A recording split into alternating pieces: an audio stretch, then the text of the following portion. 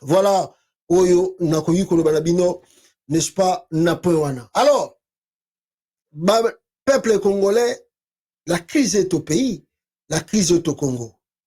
Kamere qui avait promis aux Congolais qu'il y ait une solution, il a amené la solution pour comment je peux dire, la solution pour la solution pour na ba maïs, banda kenda ko somba ba maïs wana, ti lelo ba maïs wana ekotate. Spectacle toi ça na RTNC na Patrick Mouyaya, ti lelo attends mbuma mawa masango ekoti na kata Congo te. C'est un escroc, c'est un voleur. Aïe Pembongwaye na endawa. Oh non, je suis venu pour défendre le pays. Yo yena réunion ya ba faire, ya économie. Oh non, les Rwandais agressent le Congo, les Rwandais doivent faire très attention parce que le Congo qui dort encore. Wana ba base, ba show base. Donc alukika discours moi c'est justifié que yé caméra alinga Congo. C'est un escroc muibi caméra wana bozomona wana. Ba doctorat ya lukuta, ba titre ya lukuta. Ba doctorat moko boye, pratique sur terrain, ezateka ko yiba mbonga pamba. Ya l'état. $100 wa lo baki ko comme 1000 francs. Ti le lo $100 est comme presque na 255 000 francs congolais. $100. L'économie ba pesa ena Nicolas Kazadi. Rien du tout. Kamere. Bon mona bango tona. Oh. Na bisi mino ke to banda ko banga bango pamba, bazana bango rien. Bobanga bango na ba titre wana te, ba politicien na bomona kawana oh waza danser oh. So waza danser. Lutundu la tangu avant ba nommer Lutundu la ministre des Affaires étrangères.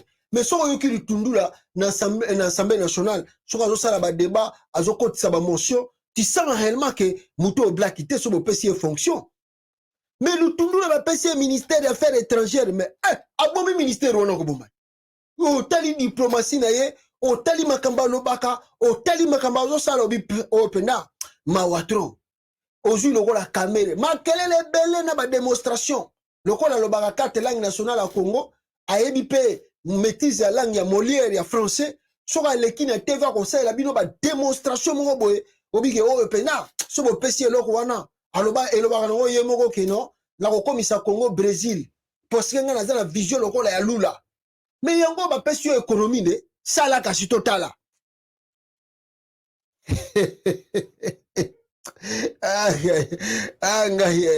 Familia ko kitisa dollar na ebi livre eza na livre babinini livre eza na bosa ninde place na tanga yango.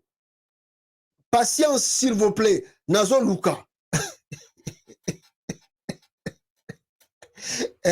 Akomi lo wala président na ye Chilombo o ya pesa ba promesse aye bagate kutundia sa pesa ki promesse.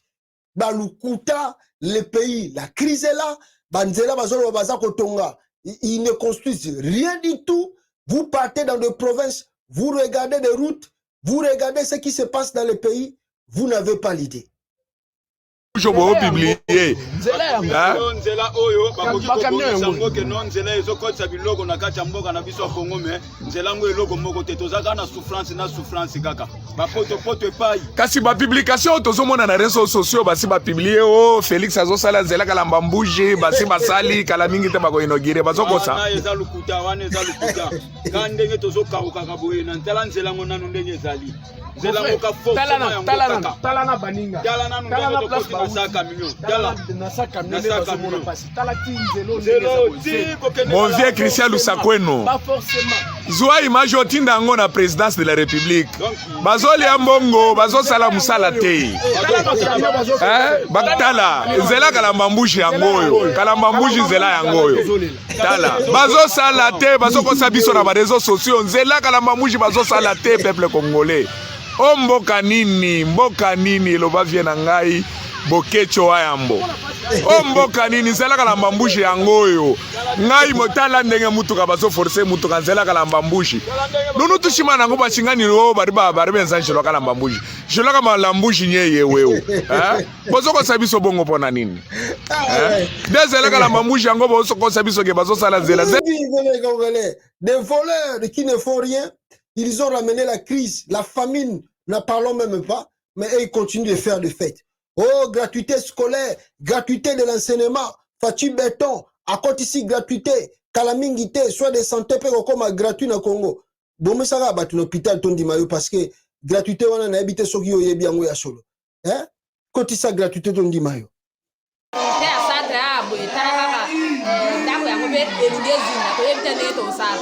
maman be ma directrice be à côté habité ma directrice so comme ça ba esa collection de comme na moi en tout cas moi comme j'étais la bâtiment résident au niveau de centre de santé autant la 4 classes la salle moko koyoka na exacte yete moi la tia kalitoi ça ti to pas me la santé koyoka te mais na éviter un gouvernement to akaisa pour la mission des élèves moi to kuna tala maître yo là avec la kata maille la condition mettre à terre ba la faire ma maille avec mettre excusez est-ce que comment aller vraiment par le temps on a maille le musique ngonga tena tena manga ni usomo no kutangisa kana maille ni na tena merci en tout cas la consultation la difficulté de passer à nous et tout la place.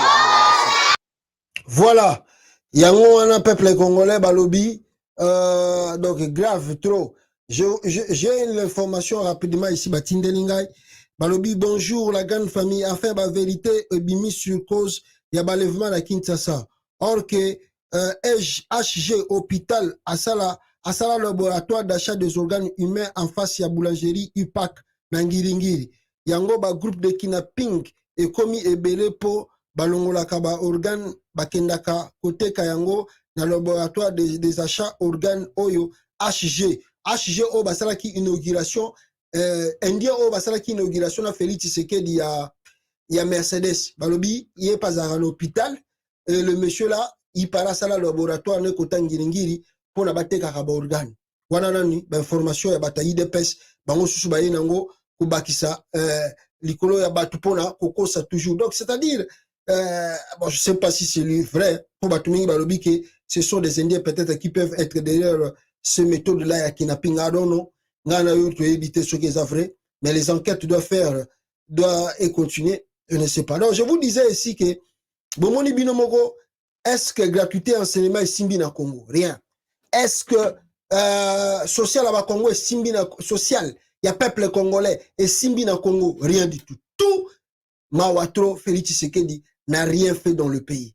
Et pourtant, lui-même aussi au Sénégal, Félix Tshisekedi avait dit une chose au Sénégal, ni na Sénégal, et si il y a une solution pour nous repérer ça Congolais, nous surtout, et comme il très bien la carte RDC, alors qu'est-ce qui reste? Ce qui reste, kaka, beaucoup na makamune go changer.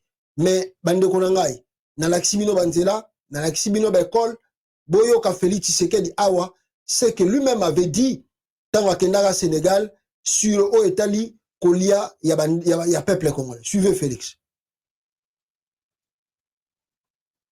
Réussi à impliquer le manioc dans la fabrication du pain à hauteur de 10%.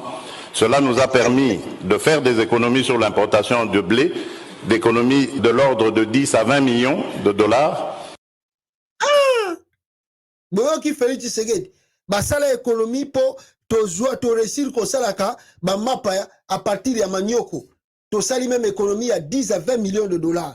Quel escroc! Oui, biozo moda akosa tala take ko sa même na batutu ba otale ba bi me o pena muyibo yo soka uta ba congolais mde ba supporta kae ma watro la crise partout et rien ne fait dans la capitale et les gens disent maintenant que avec cette allure ceux qui to continuer dans ngoka boye beaucoup moins la crise komata. Et comme je vous disais en titre ici, l'EAC a justifié qui, et l'on connaît parce que Jean-Pierre Bemba est accusé aujourd'hui de l'inefficacité par rapport à Oeza Kolikanakata RDC, et lui-même Jean-Pierre Bemba, qui pouvait être, parce que tant Banoma qui est, les gens disaient qu'il est parmi les gens qui vont donner la solution à l'Est, mais Bemba a comme il a Moutakolelel. Alors, écoutez maintenant ce que l'EAC commence à faire. L'EAC a planifié être une fédération politique. EAC Oezana Congo. Elingue comment? Fédération politique. C'est-à-dire que cet espace doit être un État fédéral et les pays membres des États fédérés. En adhérant, la RDC avait-elle cette information? Sinon, l'État congolais nous doit des explications pertinentes. Donc, le peuple congolais est assez... Nababilo qu'on a bango mususu, balingi ba koma fédération moko politique. Donc, makambo ya babitumba o bayi na Congo et comment gérer mon système politique. Or, pour le moment, ce que vous devez savoir, avec l'occupation, oh, tout ça, on a kata RDC, oh, ba occupé, oh, EAC Zawana, le quoi la balingi ko kendete, comme avait dit le président du Kenya, ba ko bimano kite, ce qui veut dire, balingi ba fédérer sikawana. Donc, chaque État a tchanda mounaï ba ngoba banda ko gérer côté wana. Na misu na biso ba Congolais. Est-ce que le gouvernement congolais yeba kitanga signé ki ba accord na ena bango? Mawatro, peuple congolais, mawatro. Yemoko Félix Tshisekedi azwaka na ye solution te, botala ye na Angola, akeli susu kotala bambisi na izini moko na Angola kuna tanga salaki voyage, atala bambisi po ye azangi eta manière. Et pourtant, celui qui avait promis de pêcher à Robinisi la bango, ba bateau de pêche pour banda kosomo babinisa bambisi na maluku. Ti lelo bateau de pêche mona na ate. Siko ake otala susu bambisi na Angola kuna. Na ba single na ya pembe za komona na. Hein? Mawatro. Jean-Pierre Bemba, mutu batila ki espoir, o akoki koya na solution, bande konanga i Bemba akomi na ye kaka mutu ako dénoncer. Bemba n'a plus de solution, Bemba akomi na ye kaka ko dénoncer, oh, je vois boye, oh, namoni boye, oh, namoni boye. Le vice-premier ministre Bemba dénonce la situation désastreuse de l'agression dont la RDC est malheureusement victime depuis plusieurs années de la part du Rwanda. Cette situation, bien connue de la communauté internationale, perturbe la quiétude du peuple congolais qui ne cesse de voir ses femmes violées, ses vieillards et enfants errer sur la route. Autant elle sème la désolation, autant cette situation freine le développement tant entendu de notre pays et perturbe plusieurs projets arrêtés par le gouvernement. Il s'est exprimé à marge de la clôture des travaux des experts de la Commission de défense et sécurité de la 12e grande commission mixte RDC-RCA à Kinshasa. Bemba azako dénoncé. Mais yo ba pesa ki au ministère wana pour nous ça la solution. Yo Bemba comme il dénoncé. Mais Bemba on le banine. Bemba le c'est pas ma faute. La grande faute c'est Félix Tshisekedi. C'est lui qui ne fait rien, qui ne voit rien. C'est lui qui fait ça. Ce bolingi makambo changer dans le Congo. Il faut tout le monde la Félix na mutu ya mboka. Tant que Félix est là, rien ne va changer. Donc même pas en jouer ma carte na peut-être abeta coup d'état na moko comme président ya Congo. Ah bon ya gotika Félix Tshisekedi à la président. Oh, so il peut occasion za bemba pas robeta Félix Tshisekedi du coup d'état. Bon ya gotika Félix à la président ya Congo libéla. Si y a un problème qui sent mauvais, bemba robeta coup d'état pas comme président. On n'est pas dénoncé entre-temps ça relaxe ba faillite à Félix. Pour ministre de la défense yo banda ko se plaindre de air partout pourquoi? Yo zali ministre information te oza ministre yo za mutoyo oza mingi na action oza mingi na solution. Mais ozo ko se plaindre entre-temps ça ko accuser Félix Tshisekedi qui non c'est un incompétent, on doit le chasser à la tête de la nation. To bengana yewe. Po yene mtazo freiner mboka wo ekende liboso. Analyse yango wana ko sala. Na o ezo le kana na citation na ba dénonciation à Jean-Pierre Bemba. Mawatro bande konanga mawatro peuple congolais.